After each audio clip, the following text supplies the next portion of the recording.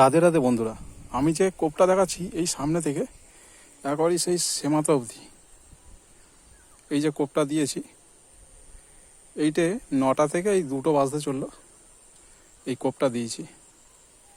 মোটামুটি একটু না দেখালে বোঝা যাবে না। এই কোপটা শুধু তোমার বর্মা তুলে তুলে, ওই যে বর্মা ওদিকে পড়ে আছে তোলা, এই বর্মা ঘাস ওই যে তোলা আছে, এই বর্মা ঘাস বেচে তুলে তুলে কোপ দিতে গিয়ে 2টো বাজলো। যদি বর্মা ঘাস যদি তুলতে হতো আমাকে, তাহলে আরও তাড়াতাড়ির মধ্যে কোপটা হয়ে যেত 12টার মধ্যে।